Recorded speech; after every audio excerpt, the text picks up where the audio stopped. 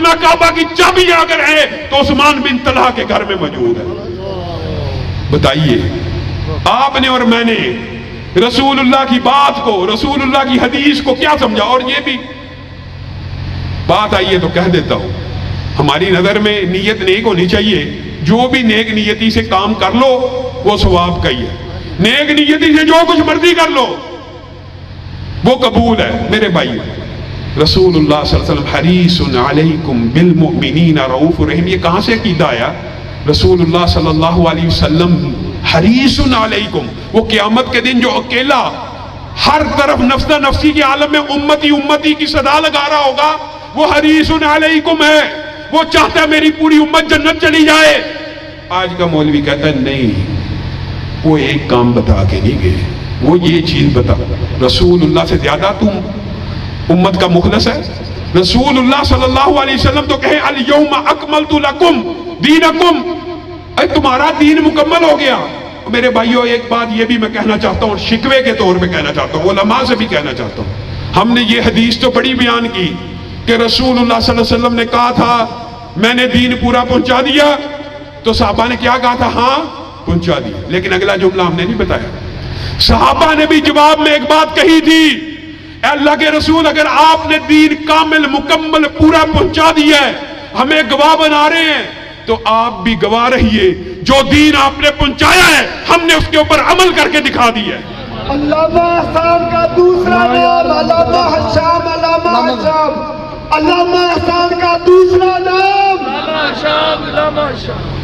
حضرات، میں شکریہ ادا کرتا ہوں محترم جناب شیخ حاجی شاہد قیوم صاحب، جو ہماری اس کانفرنس کو کامیاب بنانے کے لیے رہنمائی فرماتے رہے۔ محترم جناب قاری محمد ارشد صاحب، ضلع ناظم مرکزیہ فیصل آباد، محترم جناب خالد محمود اعظم آبادی صاحب، مرکزیہ فیصل آباد کے ناظم تبلیغ قاری عطاء الرحمن راشد صاحب، حاجی محمد امین صاحب، قاری عبد المالک نسیم صاحب اور عبد الماجد معاذ صاحب، تمام آنے والے علماء کرام، قائدین اعظام، مجاہد ملت مولانا محمد یوسف انور صاحب، جو اس کانفرنس کو کروانے کے لیے ہمارے ساتھ منظوری کے سلسلے میں، اجازت کے سلسلے میں ہماری رہنمائی فرماتے رہے، ان کا بھی شکریہ ادا کرتا ہوں۔ اب بلا تاخیر محترم جناب حافظ محمد عاطف صاحب رضا آباد سے تشریف لائے ہیں، ان کا بھی شکریہ، جن کے نام لے ان کا بھی شکریہ، جن کے نام نہیں لے سکا ان کا بھی شکریہ۔ بلا تاخیر اسی قائد کو دعوت خطاب دے رہا ہوں جس قائد کے نام سے پورا عالم کفر لرزتا ہے۔ میری مراد قائد ملت حضرت شہید ملت علامہ احسان الہی ظہیر کے فرزند ارجمند اور عظیم قائد علامہ ابتسام الہی ظہیر کے برادر محترم عظیم محبوب قائد شہزادہ سلفیت حضرت علامہ صاحبزادہ حافظ حشام الہی ظہیر صاحب، نعرہ تکبیر! دیکھو دیکھو کون آیا، بلند آواز سے دیکھو دیکھو کون آیا، دیکھو دیکھو کون آیا، شہید ملت علامہ احسان الہی ظہیر، قائد ملت علامہ ابتسام الہی ظہیر، شہزادہ سلفیت علامہ حشام الہی ظہیر۔ نحمدہ و نصلی علی رسولہ الکریم، اما بعد، اعوذ باللہ من الشیطان الرجیم، والذین یؤمنون بما انزل الیک وما انزل من قبلک وبالآخرۃ ھم یوقنون۔ سب سے پہلے تو میں اپنے والد محترم کے قریبی ساتھی دوست حضرت مولانا یوسف انور حافظہ اللہ کا شکر گزار ہوں۔ اس کے بعد امین فروقی بھائی، آسم بخاری بھائی، شیخ شاہد قیوم اور امین فروقی نے جتنے نام لیے ان سب کا بھی شکر گزار ہوں کہ انہوں نے آپ سے ہم کلام ہونے کا موقع عنایت فرمایا۔ حضرت مولانا منظور صاحب آپ کے سامنے ختم نبوت کے حوالے سے بعض نکات رکھ رہے تھے۔ میں ختم نبوت کے حوالے سے انہی کی چند باتوں کو بیان کر کے اپنے اصل موضوع کی طرف آؤں گا، اور آج آپ کے سامنے ایک نقطہ رکھنا ہے، اور اللہ کے ہاں دعا گو ہوں کہ آپ کو سب کو وہ نقطہ سمجھ آ جائے، اور شاید ہم سب کی، کہنے والے کی اور سننے والوں کی اصلاح ہو جائے۔ والذین یؤمنون بما انزل الیک وما انزل من قبلک۔ میرے بھائیوں، آج دکھ اور افسوس کی بات ہے کہ ختم نبوت جیسے بنیادی عقیدے کے لیے بھی ہمیں آپ لوگوں کو دلائل سمجھانے پڑتے ہیں۔ سورۃ بقرہ میں ابتدا ہی میں اللہ رب العزت نے مومنین کی ایک صفت کو بیان کیا، جو آیت آپ کے سامنے رکھ رہا ہوں۔ والذین یؤمنون بما انزل الیک وما انزل من قبلک، سب کو آتی ہے نا، وما انزل من قبلک۔ مومنوں کی صفت یہ ہے کہ وہ اس وحی پہ ایمان لے کے آتے ہیں جو آپ صلی اللہ علیہ وسلم پہ نازل ہوئی اور آپ سے پہلے نازل ہوئی۔ اگر تو وحی کی کوئی بھی قسم یا گنجائش آپ کے بعد بھی اس کی ذرہ برابر بھی حاجت یا ذرہ برابر بھی گنجائش موجود ہوتی تو پورے قرآن پاک میں، پورے احادیث کے ذخیرے میں آپ کو من بعد کا لفظ بھی مل جاتا، لیکن آپ قرآن پاک اٹھائیں، من قبلک کا ذکر تو موجود ہے لیکن من بعد کا ذکر موجود نہیں ہے۔ اسی لیے علماء کے اوپر، خطباء کے اوپر یہ اعتراض کیا جاتا ہے کہ یار یہ مولوی بڑے سخت ہیں، یہ ختم نبوت کے معاملے میں بڑی سخت زبان استعمال کرتے ہیں۔ نہیں میرے بھائیوں، یہ رسول اللہ صلی اللہ علیہ وسلم کی سنت ہے۔ اس آیت کے اندر آپ غور کریں، والذین یؤمنون بما انزل الیک وما انزل من قبلک، جو آپ سے پہلے کی وحی کے اوپر ایمان لے کے آتے ہیں، آپ پہ نازل ہونے والی وحی کے اوپر ایمان لاتے ہیں، اور اس کے بعد وبالآخرۃ ہم یوقنون، قیامت تو قائم ہو سکتی ہے لیکن آسمان سے وحی نازل نہیں ہو سکتی۔ وبالآخرۃ ہم یوقنون، اس کے بعد وہ ایمان لے کے آتے ہیں تو آخرت پہ لے کے آتے ہیں۔ رسول اللہ صلی اللہ علیہ وسلم نے جو الفاظ ان بدبختوں کے بارے میں کہے وہ بھی مبالغے کے صیغے ہیں۔ دجالون، کذابون، دجال بھی جو گرامر جانتا ہے اس کو پتا مبالغے کا صیغہ ہے، کذاب بھی مبالغے کا صیغہ ہے۔ اگر رسول رحمت نبوت کا دعویٰ کرنے والے کو دجال کہہ رہے ہیں، کذاب کہہ رہے ہیں، تو میں اور آپ کون ہوتے ہیں ان کے لیے نرم زبان استعمال کرنے کا بھاشن سننے والے؟ آج ہمیں پاکستان کے اندر بھاشن دیا جاتا ہے یہ جی اقلیتیں ہیں، ان کو بھی حقوق حاصل ہیں۔ یاد رکھیے اقلیتوں میں اور ان میں ایک فرق ہے۔ اقلیت وہ ہوتی ہے شریعت کے اعتبار سے بھی جو اپنے کفر کا اقرار کرتی ہو اور کہتی ہو میں غیر مسلم ہوں، اس کو ہم اقلیت ماننے کے لیے تیار ہیں۔ لیکن جو خود کو مسلمان کہے، ایک کوکو کولا کمپنی ہے، اگر کوکو کولا کا کوئی لیبل یہاں جمیل آباد بازار میں کوئی دکاندار جیلی لیبل لگا کے کوکو کولا بیچنا شروع ہو جائے گا، اس کو گورنمنٹ بھی پکڑے گی، اس کو لا بھی پکڑے گا، اس کو قانون بھی پکڑے گا۔ یہ قادیانی خود کو رسول کہے، خود کو نبی کہے اور اس کے بعد کہے میں ہوں بھی مسلمان، تو پھر یہ اقلیت کیسے ہے؟ قادیانی پاکستان میں اگر اقلیتوں کے حقوق حاصل کرنا چاہتے ہیں، اپنے آپ کو کافر ڈکلیئر کر دیں، اپنے آپ کو غیر مسلم قرار دے دیں، اقلیتوں کے حقوق لے لیں، ہمیں قطعاً کوئی اعتراض نہیں ہے۔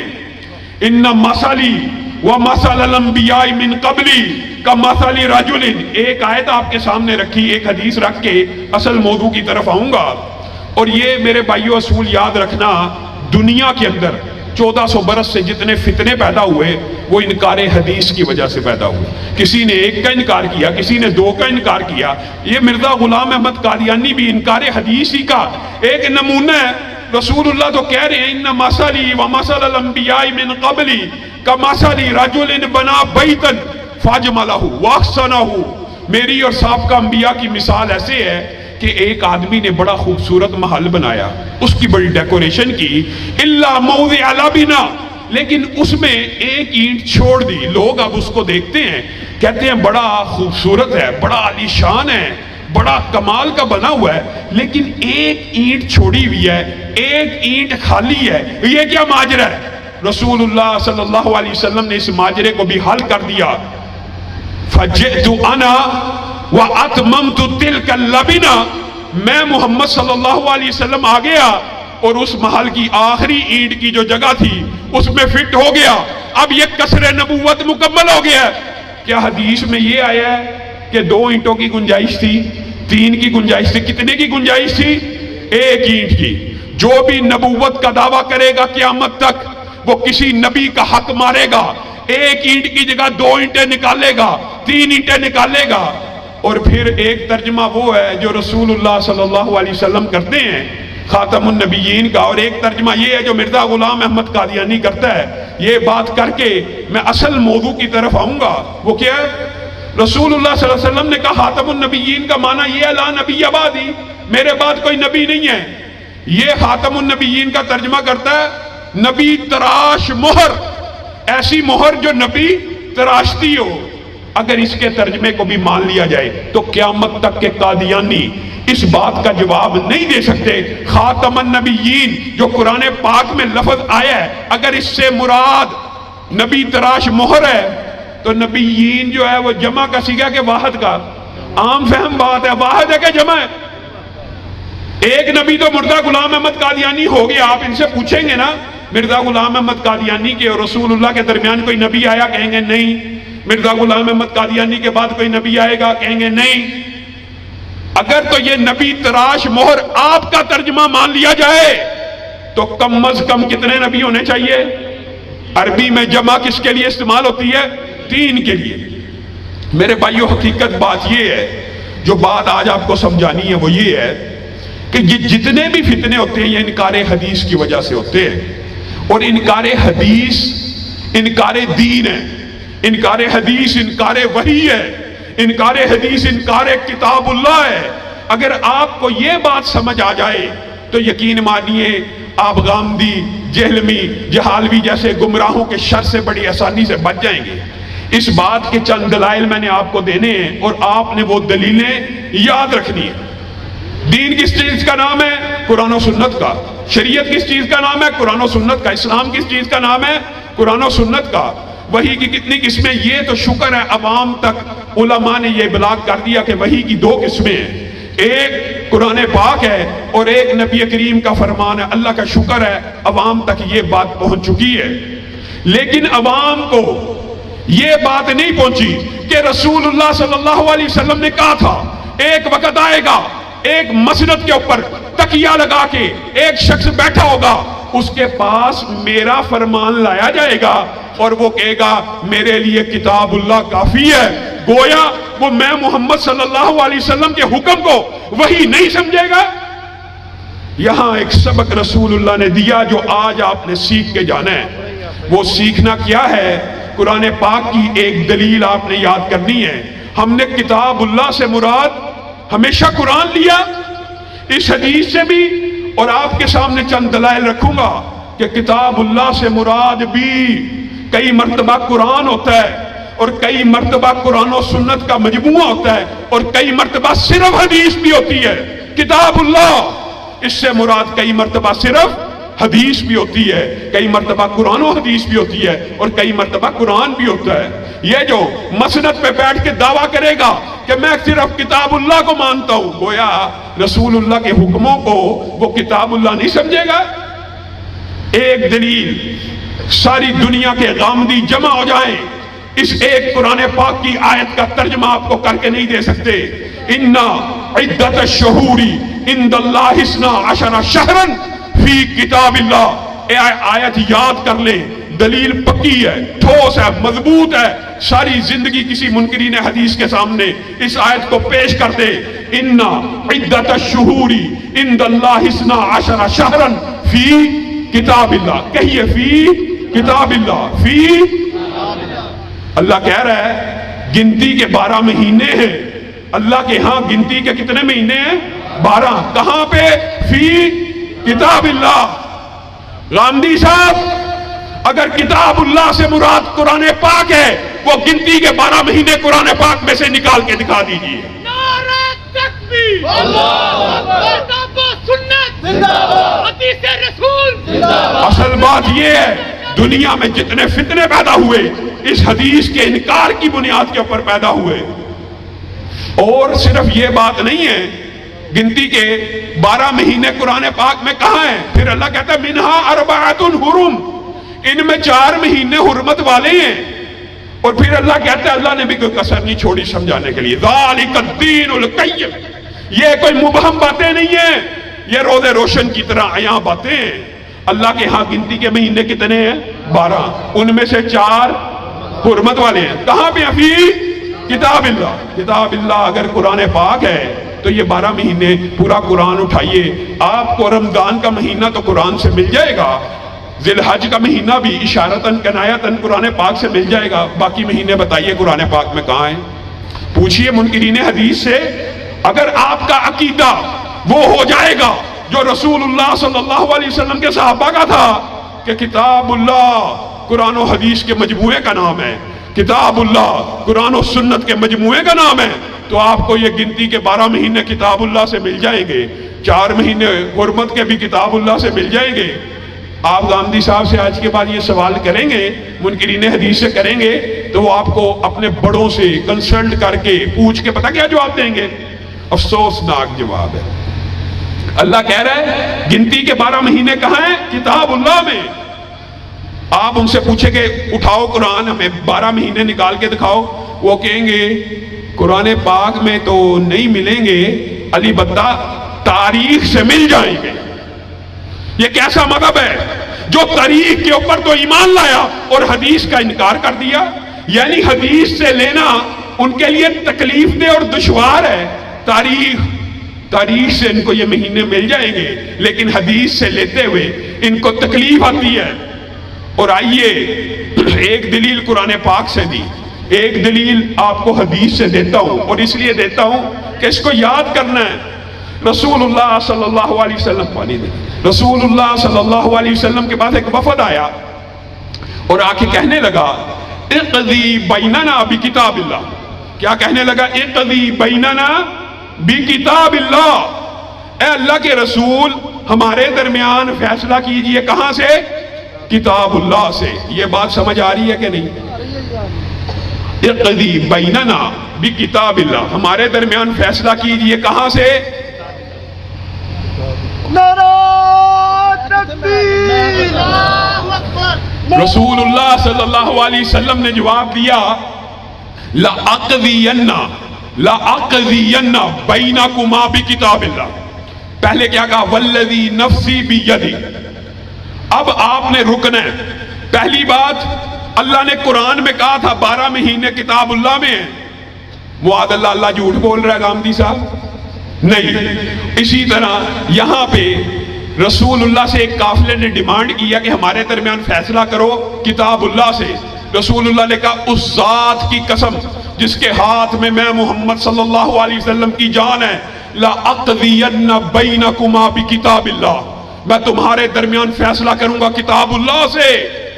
یہاں تو گامدی صاحب آپ جرت کریں، ہمت پیدا کریں اور کہیں رسول اللہ نے قسم تو کھائی تھی، معاذ اللہ قسم تو کھائی تھی، لیکن جب فیصلہ کرنے کی باری آئی تو کتاب اللہ سے نہیں کیا. ان کے نزدیک کتاب اللہ صرف قرآن ہے. رسول اللہ صلی اللہ علیہ وسلم نے جو فیصلہ کیا وہ بھی آپ نے یاد رکھنا ہے. اچھا فیصلہ یہ تھا، یہ ہمارا لڑکا فلاں عورت شادی شدہ کے پاس کام کرتا تھا، آپس میں تعلق بن گیا، اب اللہ کی کتاب سے جو فیصلہ نافذ کر دیجئے. رسول اللہ صلی اللہ علیہ وسلم نے 3 فیصلے نافذ کیے. نمبر 1، اس لڑکے کو غیر شادی شدہ ہے 100 کوڑے لگائے جائیں گے.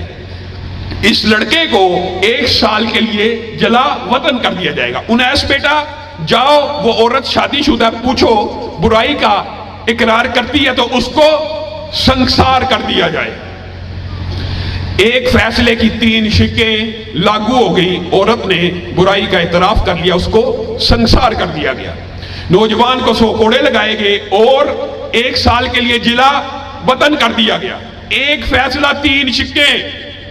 اب آپ نے گامدی صاحب سے پوچھنا ہے، منکرین حدیث سے یا منکرین ختم نبوت سے، یہ سارے کے سارے دجال اور کذاب اس لیے کہ انہوں نے رسول اللہ کی حدیث کا انکار کیا. آپ نے ان سے پوچھنا ہے کہ یہ جو संसार है, ये जो संसार है, फैसले की 3 शिक्के हैं, इनमें से एक शिक आपको कुरान पाक से मिल जाएगी। वो कौन सी है? 100 कोड़ों वाली। बाकी जो 2 शिक्के हैं, फैसले का 66% जो हिस्सा है, वो आपको कहां से मिलेगा? हदीस से। कहां से मिलेगा? रसूलुल्लाह ने तो कहा था, वल्लज़ी नफ्सी बियदी, उस जात की कसम जिसके हाथ में मेरी जान है, ला अक़दियन्ना बैनकुमा बिकिताबिल्लाह, मैं जरूर फैसला करूंगा तुम्हारे दरमियान किताबुल्लाह से।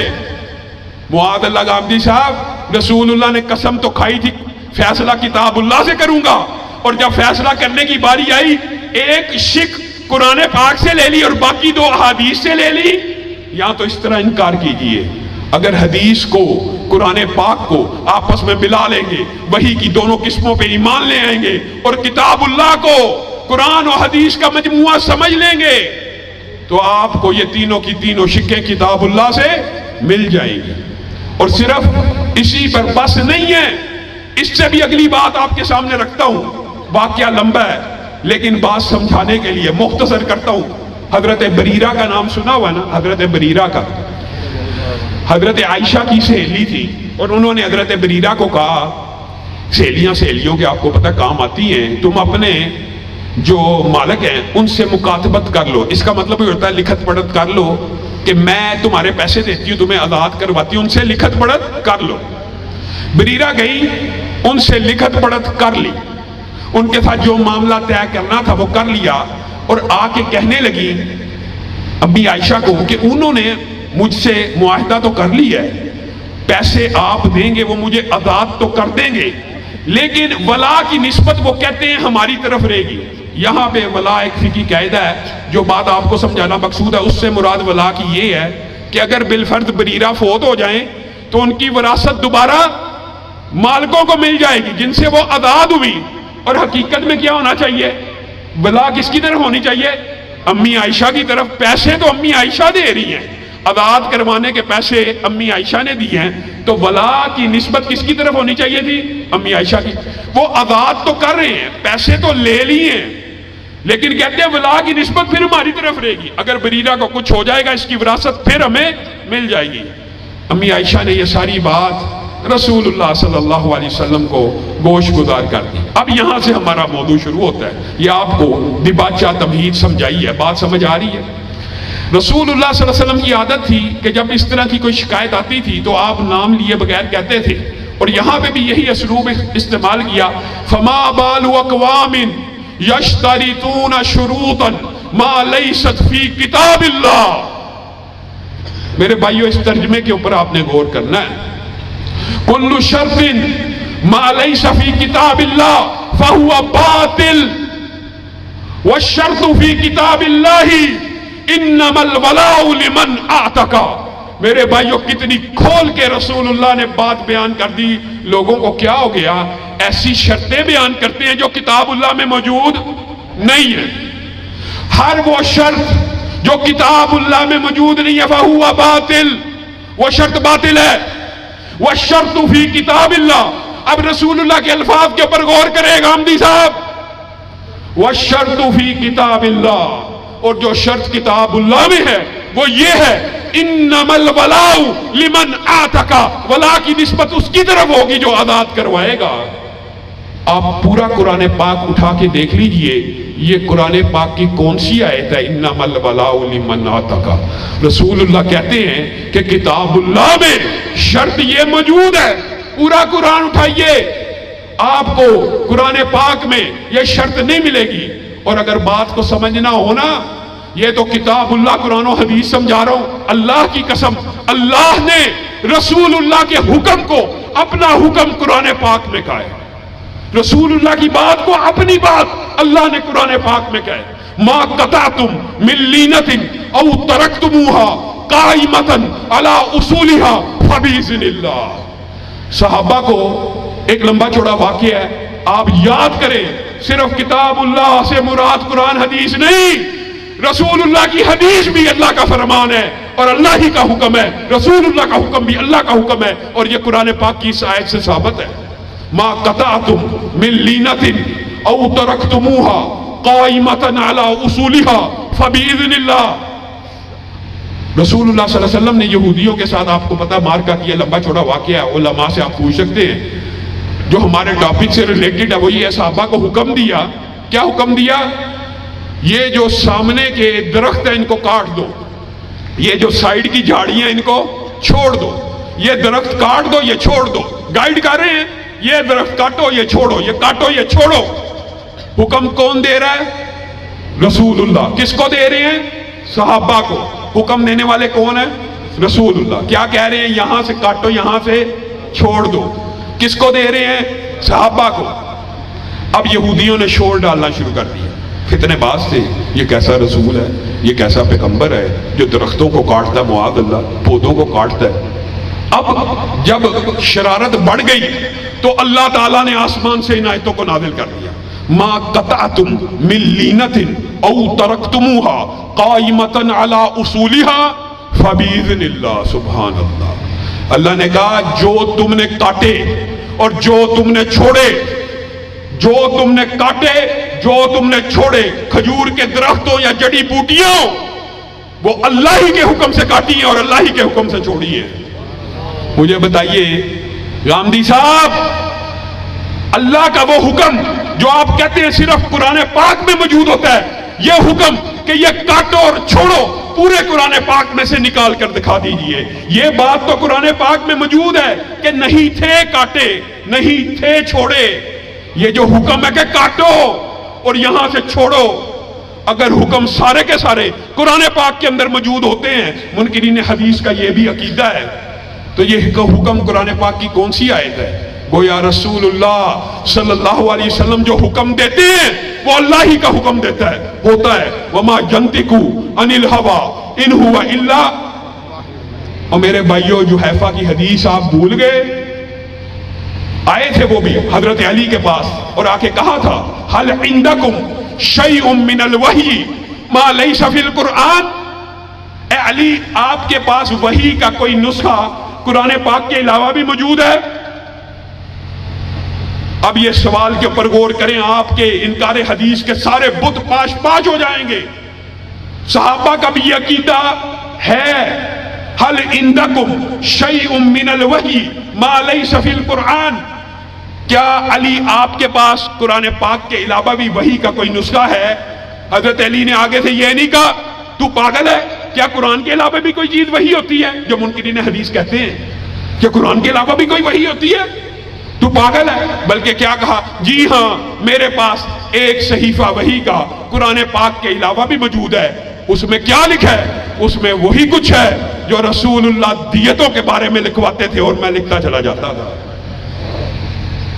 میرے بھائیوں، رسول اللہ صلی اللہ علیہ وسلم کی حدیث کے بارے میں اشکالات اور رسول اللہ صلی اللہ علیہ وسلم کی حدیث کے بارے میں وہم آپ کے دماغ میں ایسے ڈالے گے۔ رسول اللہ صلی اللہ علیہ وسلم کی ایک زندگی بشری ہے، ایک زندگی نبوی ہے، معاذ اللہ۔ آج بھی غامدی یہی کہتا ہے، آج بھی منکرین حدیث یہی کہتے ہیں۔ کون فرق کرے گا؟ یہ نبوی زندگی کی بات ہے، یہ بشری زندگی کی بات ہے۔ اور یہ وسوسہ عبداللہ بن عمر بن العاص کو بھی اس دور میں قریشیوں نے ڈال دیا تھا۔ رسول اللہ بشر یتکلم فی الغضب والرضا، رسول اللہ بشر ہیں، کبھی خوشی میں بولتے ہیں، کبھی غمی میں بولتے ہیں۔ اے عبداللہ بن عمر، تو ہر بات ہی لکھ لیتا ہے؟ انہوں نے لکھنا چھوڑ دیا۔ رسول اللہ صلی اللہ علیہ وسلم باہر آئے اور دیکھا عبداللہ نہیں لکھ رہا، اور عبداللہ سے پوچھا یار کیا معاملہ ہے، کیا معاملہ ہے؟ آپ لکھتے نہیں ہو، پہلے تو آپ ہر چیز لکھ لیا کرتے تھے۔ انہوں نے کہا یہ قریشیوں نے میرے دماغ میں یہ وسوسہ ڈالا ہے، یہ وسوسہ 1400 سال پرانا ہے کہ رسول اللہ بھی تو انسان ہے، کبھی خوشی میں ہوتے ہیں، کبھی غمی میں ہوتی ہیں، تو ہر بات لکھ لیتا ہے۔ تو رسول اللہ صلی اللہ علیہ وسلم نے کہا تھا فوالذی نفسی بیدی اکتب، فوالذی نفسی بیدی، اے عبداللہ بن عمر بن العاص لکھا کر، لکھا کر، اس ذات کی قسم جس کے ہاتھ میں محمد صلی اللہ علیہ وسلم کی جان ہے، ما یخرج منہ الا حق، اس زبان سے غصے اور خوشی میں بھی حق کے علاوہ کچھ نہیں نکلتا۔ یہ دین ہے، یہ شریعت ہے۔ اور میں نے اور آپ نے ہاں مہا آج کا منکرین حدیث کا گروہ حسبنا کتاب اللہ سے مراد صرف قرآن ہے۔ اگر یہ مراد ہوتی حضرت عمر کے قول سے بھی تو حضرت عمر نے یہ کہا تھا والرجم فی کتاب اللہ حق، اور دوسری روایت میں ان الرجم فی کتاب اللہ حق، بتائیے رجم کتاب اللہ میں موجود ہے۔ حضرت عمر کہتے ہیں اگر صرف قرآن ہی کتاب اللہ ہے، قرآن پاک میں سے رجم کی آیت نکال کے دکھا دیجیے۔ جب آپ حدیث کو ملا لیں گے قرآن پاک کے ساتھ، آپ کو یہ چیزیں مل جائیں گی۔ اور میرے بھائیوں عقیدہ بھی، ہم دکھ کی بات ہے ہم اپنے آپ کو اہل حدیث تو کہتے ہیں، اہل سنت تو کہتے ہیں۔ آج معاشرے میں دو ہی بڑے طبقات، اہل سنت اور اہل حدیث۔ اہل حدیث تو کہتے ہیں، اہل سنت تو کہتے ہیں نبی کی ذات سے محبت کا دم تو برتے ہیں، لیکن جو شیخ مولانا منظور صاحب کہہ رہے تھے کہ ذات اگر اعلیٰ ہے تو بات بھی تو اعلیٰ ہونی چاہیے کہ نہیں؟ جس کی ذات اعلیٰ ہے اسی کی بات اعلیٰ ہونی چاہیے کہ نہیں؟ یہ کیا بات ہوئی؟ اہل حدیث کے نزدیک بھی نبی کی ذات سب سے اعلیٰ، بریلوی کے نزدیک بھی سب سے اعلیٰ، دیوبندی کے نزدیک بھی سب سے اعلیٰ۔ کوئی اس میں اختلاف ہے؟ امت میں اس بارے میں کوئی اختلاف نہیں ہے، لیکن اختلاف کہاں پہ شروع ہوتا ہے؟ جب بات کو اہمیت نہیں دی جاتی۔ ذات تو نبی کی اعلیٰ ہے، لیکن بات میں اپنے مولوی کی مانوں گا۔ ذات نبی کی اعلیٰ، بات میرے فقی، میرے مفتی، میرے علامے، میرے فہام میں، میرے امام کی چلے گی۔ یہ وجہ اختلاف ہے۔ اگر آپ کا اور میرا عقیدہ صحابہ کی طرح ہو جائے، اور صحابہ کا کیا عقیدہ حدیث رسول کے بارے میں؟ اللہ اکبر، انطلقوا حتی تأتوا روضۃ خاخ۔ ایک دن رسول اللہ صلی اللہ علیہ وسلم نے علی کو، مقداد کو، زبیر کو، جوانوں کو کہا انطلقوا حتی تأتوا روضۃ خاخ، چلو چلو وادی خاک میں جب پہنچ جاؤ گے نا، وہاں پہ ایک عورت ہوگی معہا کتاب، اس کے پاس ایک لیٹر ہوگا، تم نے اس سے وہ لیٹر لے کے آ جانا ہے۔ میرے بھائیوں آپ کا اور میرا عقیدہ بھی حدیث رسول کے بارے میں یہ ہونا چاہیے، جہاں پہ فرمان رسول آ جائے، حدیث رسول آ جائے، قول رسول آ جائے، اسی ٹائم نظروں کو جھکا لیا جائے۔ علی کو کہہ رہے ہیں، زبیر، مقداد کو، کہ روضہ خاک نامی وادی میں پہنچو گے تو وہاں پہ ایک عورت ہوگی، اس سے ایک لیٹر لے لینا۔ اب وہ وہاں پہ پہنچے، عورت کی تلاشی لی، اور سبحان اللہ قربان جائیں ابھی اس وادی میں پہنچے ہیں، عورت بھی مل گئی۔ اونٹ کی تلاشی لی، عورت کی تلاشی لی، عورت کی بھی تلاشی لی اور اونٹ کی بھی تلاشی لی، خط نے نہیں تھا ملنا، نہ ملا۔ وہ عورت کہنے لگی آپ کو جو انفارمیشن ملی ہے، آپ کو جو اطلاع ملی ہے وہ کمزور ہے، میرے پاس خط موجود نہیں ہے۔ اس وقت حضرت علی نے آپ کا اور میرا منہج بیان کیا تھا، وہ یہ تھا تحقیق تو کہتی ہے، تفتیش تو کہتی ہے خط تیرے پاس نہیں، لیکن میرا ایمان کہتا ہے خط تیرے پاس ہے۔ اللہ کی قسم اگر تو نے مجھے خط نہ دبایا میں تجھے برہنہ کر کے جامع تلاشی لوں گا۔ اور حقیقت میں محدثین نے لکھا ہے وہ جامع تلاشی برہنہ کر کے بھی لے لیتے تو خط نے نہیں تھا ملنا، لیکن عورت کو پتا چل گیا یہ کسی عام بادشاہ کے بھیجے ہوئے نہیں ہیں، بلکہ اس کے پاس سے آئے ہیں جس کو خبر کون پہنچاتا ہے؟ آسمان کا رب پہنچاتا ہے۔ یہ خبر پکی ہے، یہ خبر سچی ہے۔ اپنے بال میں سے، اپنی چٹیا میں سے ایک رکا نکال کے دے دیا، اور یہ بات آپ علماء سے سیکھ سکتے ہیں، پوچھ سکتے ہیں اس رکے کے اندر کیا تھا۔ ہمارا تعلق یہاں تک تھا کہ صحابہ کا بھی عقیدہ تھا کہ رسول اللہ نے جو بات کہہ دی وہ حرف آخر ہے، اور انہوں نے مرتے دم تک اپنا یہی عقیدہ بنائے رکھا۔ حضرت ابو ذر غفاری، آخری وقت ہے، نظر کا عالم ہے، بیوی رو رہی ہے، آخری وقت میں آ کے کہتی ہے اے ابو ذر آپ اللہ کے رسول کے صحابی ہیں، آپ جنگل میں فوت ہو رہے ہیں، میں تو بڑھیا ہو گئی ہوں، میرے پاس تو کفن بھی نہیں، میرے پاس تو نہلانے کی طاقت بھی نہیں ہے، میں آپ کو کیسے غسل دوں گی؟ وہ ابو ذر غفاری جو بیمار پڑے ہیں، جو عالم ندى میں پہنچ چکے ہیں، بیماری کی حالت ہے، حدیث رسول پہ ایمان کیسا ہے؟ کہتے ہیں ابشری ابشری ولا تبکی، اے میری بیوی تو نے رونا نہیں ہے، میں تجھے ایک خوشخبری نہ سناؤں؟ اے ابو ذر اس عالم میں خوشخبری؟ ہاں ہاں سنائیے۔ مفہوم یہ ہے، ایک مرتبہ میں اپنے ساتھی کے ساتھ بیٹھا ہوا تھا، یہاں ساتھی سے مراد رسول اللہ صلی اللہ علیہ وسلم ہے، اور ہمارے ارد گرد چند لوگ بیٹھے تھے۔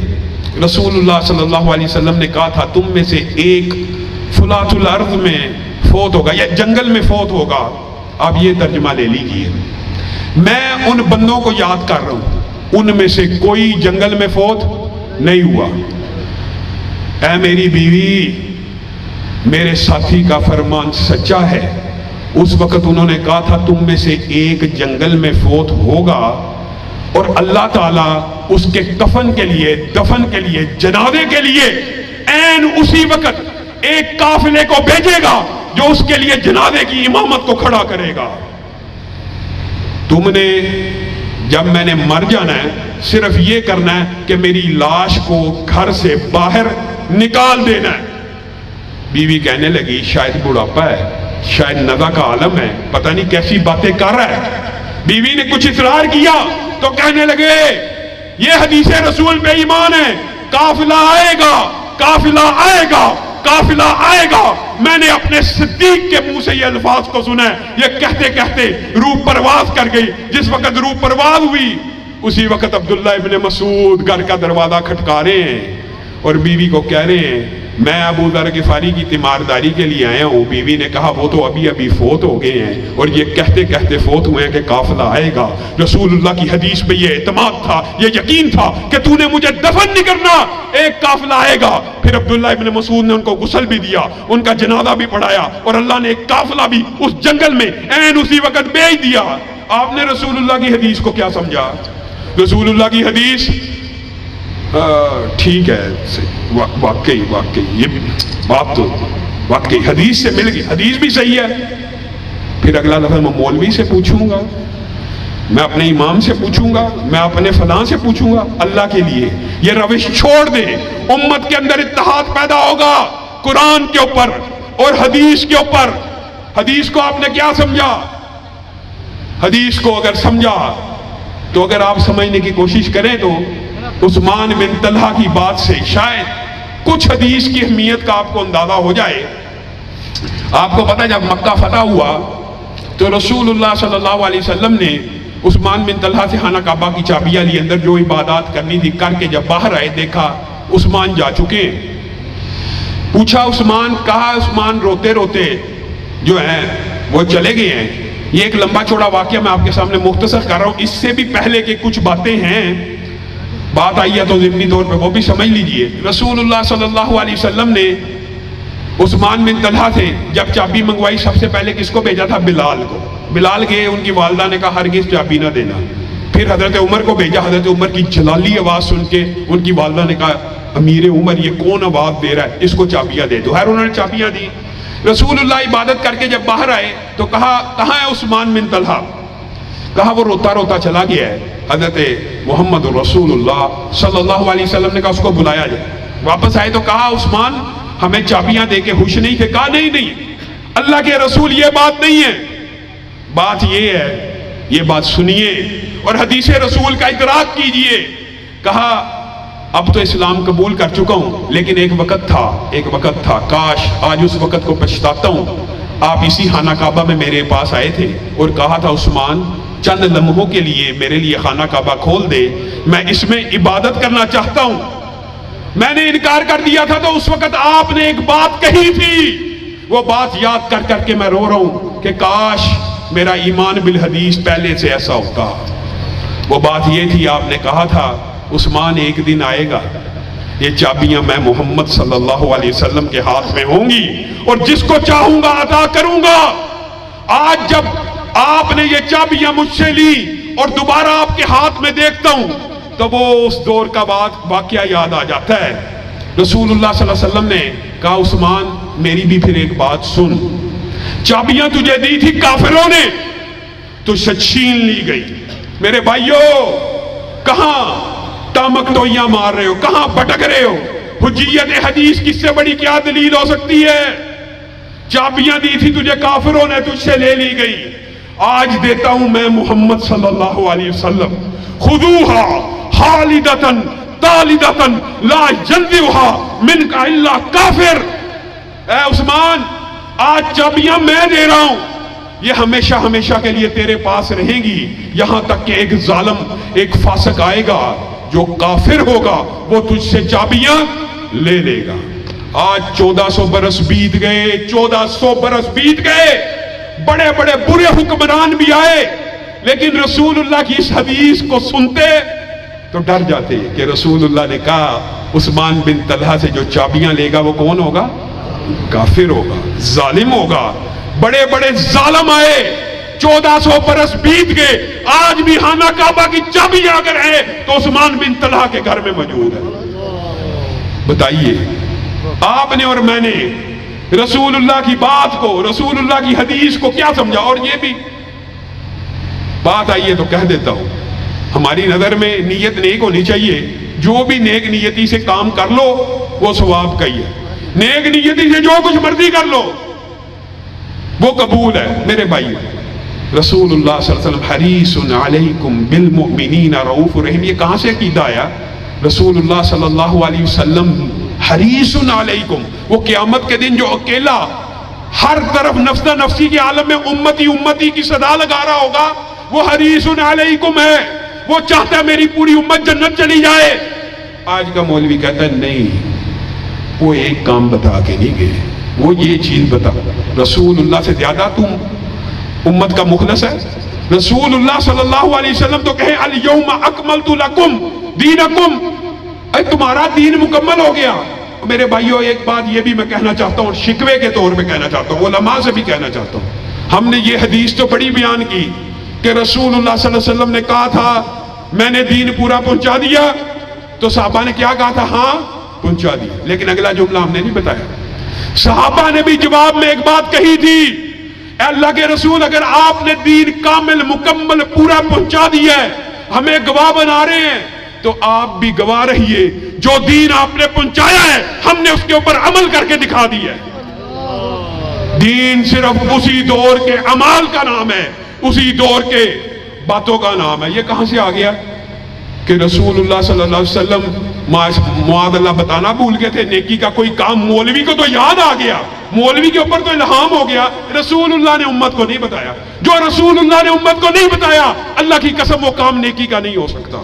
رسول اللہ نیکی کا کوئی کام ایسا نہیں جو بتلائے بغیر دنیا سے ایک ایک نیکی ایک ایک جز بتا کے گئے۔ آپ اور میں عجیب ہے، نیت نیک ہو، نیت نیک کی بھی بات سن لیں۔ ابو بردہ کی بکری یاد کر لیں۔ ابو بردہ عید کے دن اٹھے صبح صبح اور انہوں نے دیکھا محلے میں بڑے غریب لوگ ہیں، محلے کے غریبوں کے پیٹ میں ابو بردہ کی قربانی کی بکری چلی جائے۔ نیت بات کیا نیک ہے؟ اس سے اچھی کوئی نیت ہو سکتی ہے؟ نیک نیتی سے کہہ رہے ہیں، اور بکری کی گردن کے اوپر چھری کو پھیر دیا اور لوگوں میں بانٹ دی۔ رسول اللہ کے پاس ہنسی خوشی آ گئی، اے اللہ کے رسول آج صبح بڑی اچھی ہوئی۔ کیا ہوا؟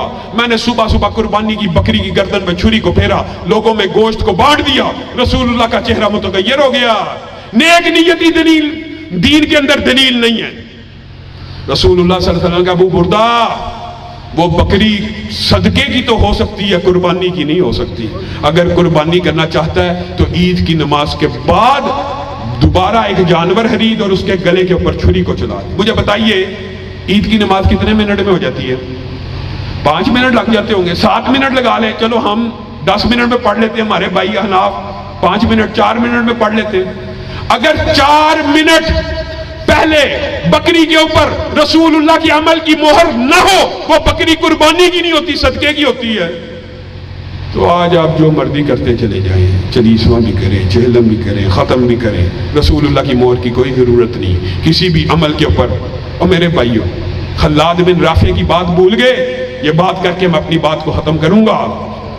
ارجع فصلی فإنک لم تصلی، 3 مرتبہ کا بار بار نماز پڑھ کے آ رہے، نیت بات سے صرف سنت کے اندر سے ایک عمل کو چھوڑا، یعنی رسول اللہ کی طرح نماز نہیں پڑھی۔ خلاد بن رافع نے رسول اللہ بار بار بھیج رہے، نماز کو دوہرا، نماز کو دوہرا، نماز کو دوہرا۔ کیوں؟ کیونکہ اس کی نماز رسول اللہ کے مطابق نہیں ہے۔ رسول اللہ صلی اللہ علیہ وسلم نے بعد میں سمجھایا، خلاد جب رکوع کیا کر پورا اطمینان کیا کر، رکوع سے سر اٹھایا کر، اطمینان کیا کر، سجدے میں جایا کر، اطمینان کیا کر۔ گویا آپس کی بات ہے، ہم یہ بات جملہ کہتے ہیں یار قربانی جو ہے، قربانی اس کے اندر عیب نہ ہو، کان کٹا ہوا عیب ہے، سینگ ٹوٹا ہوا عیب ہے، عیب والی قربانی اللہ قبول، لیکن عیب والی نمازیں اللہ قبول کر لیتا ہے، عیب والے حج اللہ قبول کر لیتا ہے، عیب والے عمرے اللہ قبول کر لیتا ہے۔ میرے بھائیوں، یہ کسی مولوی کا فتویٰ نہیں ہے، حضرت حذیفہ کے سامنے اسی طرح ایک شخص نے نماز پڑھی تھی، اسی طرح ایک شخص نے نماز پڑھی تھی تو انہوں نے اس کو کہا تھا نماز دہرا، اسی طرح واقعہ ہوا اور پوچھا تو کتنے سال سے ایسی نماز پڑھا؟ کہنے لگا 40 سال سے۔ یہ کوئی مولوی کا فتویٰ نہیں ہے، یہ صحابی رسول کا فتویٰ ہے۔ حضرت حذیفہ نے کہا پھر میں یہ سمجھتا ہوں تو نے 40 سال میں ایک بھی نماز نہیں پڑھی۔ اور دوسری طرف حدیث آپ کے سامنے ہے، جو صرف 2 رکعت سنت کے مطابق رسول اللہ کی طرح نماز پڑھتا ہے، وہ ایسے ہو جاتا ہے جیسے آج ماں کے پیٹ سے پیدا ہوا۔ دین وہ ہے جس کے اوپر رسول اللہ صلی اللہ علیہ وسلم کی مہر موجود ہے۔ دین وہ ہے جو رسول اللہ صلی اللہ علیہ وسلم کی زبان مبارک سے ادا ہوا ہے۔ ایک آخری حدیث بیان کر کے میں اپنی بات کو ختم کروں گا کہ دین صرف وہ ہے جو رسول اللہ کی زبان سے ادا ہو، اس کے علاوہ کوئی دین نہیں ہے۔ اس کی سب سے بڑی دلیل حدیث جبریل ہے۔ جبریل، حدیث جبریل، آپ یہ حدیث یاد رکھیں، یہ عجابتوں کی، اور محدثین نے اس کے اوپر بڑا لمبا چوڑا کلام کیا۔ جو ہمارے موضوع سے متعلق ہے وہ یہ ہے، ایک شخص آیا رسول اللہ صلی اللہ علیہ وسلم کے پاس آ کے پوچھنے لگا اے اللہ کے رسول ما هو الاسلام ما هو الایمان ما هو الاحسان، ایمان کیا، اسلام کیا، احسان کیا؟ سوال تو وہ پوچھتا تھا اور رسول اللہ جواب دیتے تھے۔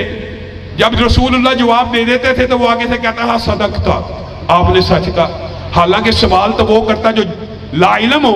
سوال کا مطلب یہ ہوتا ہے کہ مجھے پتا نہیں، آپ بتلا دیجئے۔ اب جب رسول اللہ بتلاتے ہیں تو وہ تصدیق کرتا ہے، گویا اس کو پتا ہے۔ وہ بندہ چلا گیا، صحابہ اس کو نہیں تھے جانتے، تو رسول اللہ صلی اللہ علیہ وسلم نے صحابہ کو مخاطب ہو کے کہا تمہیں پتہ کون تھا؟ کہا نہیں۔ کہا جبریل تھے، آسمان سے آئے تھے۔ کیا کرنے کے لیے آئے تھے؟ تمہیں تمہارا دین سکھانے کے لیے آئے تھے، اور تمہیں تمہارا دین سکھا کے چلے گئے ہیں۔ میرے بھائیوں غور کرو، کیا سکھا کے چلے گئے ہیں؟ کیا بتلا کے چلے گئے ہیں؟ آسمان سے جبریل امین بھی نازل ہو، آسمان سے جبریل امین بھی نازل ہو، آپ کے سامنے گفتگو کرے، وہ بات اس وقت تک دین نہیں بن سکتی جب تک محمد رسول اللہ صلی اللہ علیہ وسلم کی زبان سے ادا نہ ہو جائے۔ یہ ہمارا عقیدہ ہے، یہ ہمارا منہج ہے، یہ ہمارا مشن ہے، یہ ہمارا منشور ہے کہ ہمیں ہر اختلاف کے اندر، جماعت کے اندر بھی سیدنا ابو سفیان کے بارے میں جو اختلاف ہے، ہماری یہ دعوت ہے کہ آئیے رسول اللہ صلی اللہ علیہ وسلم کی حدیث کو، قرآن پاک کو قول فیصل مان کر جو قرآن کہتا ہے، جو رسول اللہ کہتے ہیں، اس کے اوپر عمل کیا جائے۔ سبحان ربک رب العزت عما یصفون وسلام علی المرسلین والحمد للہ الحمد للہ رب العالمین الرحمن الرحیم مالک یوم الدین ایاک نعبد و ایاک نستعین اهدنا الصراط المستقیم صراط الذین انعمت علیہم غیر المغضوب علیہم ولا الضالین اللهم صل علی محمد وعلى آل محمد كما صليت على ابراہیم وعلى آل ابراہیم انک حمید مجید اللهم بارک علی محمد وعلى آل محمد كما بارکت علی ابراہیم وعلى آل ابراہیم انک حمید مجید۔ اے اللہ ہم سب کے گناہوں کو معاف فرما، اے اللہ ہم سب کے گناہوں کو معاف فرما، اے اللہ صبح کے گناہوں کو معاف فرما، اے اللہ شام کے گناہوں کو معاف فرما، اے اللہ رات کے گناہوں کو معاف فرما، یا اللہ خلوت جلوت کے ہر گناہ کو معاف فرما، یا اللہ آنکھوں کی خیانتوں کو معاف فرما، یا اللہ زبان کی لرزشوں کو معاف فرما، یا اللہ جھوٹ کو معاف فرما، یا اللہ غیبت کو معاف فرما، یا اللہ بہتان کو معاف فرما، یا اللہ گالی گلوچ کو معاف فرما، یا اللہ لعن طعن کو معاف فرما، یا اللہ ہمارے بدن کو، ہماری روحوں کو، یا اللہ ہمارے جسموں سے ہر گناہ دور فرما، یا اللہ سر سے پاؤں تک گناہوں سے پاک فرما، گناہوں سے پاک فرما، یا اللہ بہت سے ساتھی، بہت سے دوست بھائی بڑے بیمار ہیں، یا اللہ ان کو شفائے کاملہ عاجلہ نصیب، یا اللہ جتنے بیمار ہیں ان کو شفائے کاملہ عاجلہ نصیب فرما، یا اللہ برادر اکبر ابتسام بھائی کو شفائے کاملہ عاجلہ نصیب فرما، یا اللہ جتنے ساتھی، جتنے بزرگ بیمار ہیں ان کو شفائے کاملہ عاجلہ نصیب فرما، یا اللہ جتنے والدین فوت ہو چکے ہیں یا اللہ ان کو جنت الفردوس میں جگہ عنایت فرما، یا اللہ ہم میں سے جن جن کے والدین فوت ہو چکے ہیں یا اللہ ان کی قبروں کے اوپر رحمتوں کا نزول فرما، یا اللہ ان کو کروٹ کروٹ جنت نصیب فرما، یا اللہ قبروں میں پڑے ہوئے رشتہ دار دعا کے منتظر ہوتے ہیں یا اللہ حدیث رسول ہے، یا اللہ ہماری دعاؤں سے ان کے درجات کو بڑھا، یا اللہ والد مرحوم کی ہر خطا کو معاف فرما، یا اللہ والدہ مرحومہ کی ہر خطا کو معاف فرما، یا اللہ جن کے والدین فوت ہو چکے ہیں یا اللہ ان کی قبروں کو جنت کا باغ بنا، یا اللہ جتنے والدین زندہ ہیں یا اللہ ان کا سایہ تادیر ہمارے سروں پہ قائم فرما، یا اللہ جتنے والدین زندہ ہیں ان کا سایہ تادیر ہمارے سروں پہ قائم فرما، یا اللہ ہمارے یہ جو شیوخ حدیث اور بزرگ ہیں یا اللہ ان کا سایہ تادیر ہمارے سروں پہ قائم فرما، یا اللہ مولانا یوسف انور کی ہر بیماری کو دور فرما، یا اللہ ان کا سایہ تادیر جماعت کے سر کے اوپر قائم فرما، یا اللہ ہم سب کو رزق حلال فراخ نصیب فرما، یا اللہ جن ساتھیوں نے تیرے دین کی خاطر جد و جہد کی ہے یا اللہ تو ان کے گھروں کو آباد فرما، یا اللہ تو ان کے اوپر رحمتوں کا نزول فرما، یا اللہ اس مجلس کے اوپر رحمتوں کا نزول فرما، یا اللہ اس مجلس کے ہر شخص کو یا اللہ اس مجلس کو جنت الفردوس میں وفا فرما، یا اللہ اگر اس مجلس میں کہنے والا یا سننے والوں میں سے کوئی ایک بھی یوم کتابت تقدیر میں جہنمی لکھا یا اللہ آزاد فرما، یا اللہ اتنے ہاتھ تیری بارگاہ میں پھیلے ہوئے یا اللہ آزاد فرما، یا اللہ اتنے سفارشی تیرے سامنے ہاتھوں کو پھیلائے ہوئے یا اللہ آزاد فرما، یا اللہ ہم میں سے اگر کوئی ایک بھی جہنمی لکھا ہوا یا اللہ اس کو آزاد فرما، یا اللہ ہر گناہ معاف فرما، یا اللہ جو لوگ بے اولادی کی وجہ سے پریشان ہیں ان کو نیک صالح اولاد نرینہ نصیب فرما، یا اللہ بے اولادی سے جو پریشان ہیں اولاد صالحہ نرینہ نصیب فرما، یا اللہ جو بچیاں رشتوں کی وجہ سے جو بیٹیاں جو بہنیں پریشان ہیں یا اللہ ان کو اچھے رشتے نصیب فرما، یا اللہ نیک صالح رشتے نصیب فرما، یا اللہ ہر بندہ مختلف بیماریوں پریشانیوں مشکلات کا شکار ہے یا اللہ ہر ایک کو اس کی مرضی کے مطابق بیماریوں پریشانیوں اور مشکلات سے نجات نصیب فرما، یا اللہ ہم سب کا خاتمہ بالخیر فرما، یا اللہ مرتے وقت لا الہ الا اللہ کا کلمہ نصیب فرما، یا اللہ قبر کو کشادہ فرما، یا اللہ قبر فراخ فرما، یا اللہ حشر آسان فرما، یا اللہ حشر آسان فرما، یا اللہ اس دن نامہ اعمال دائیں ہاتھ میں تھما، یا اللہ عرب انسانوں کے سامنے ذلت اور رسوائی سے محفوظ فرما،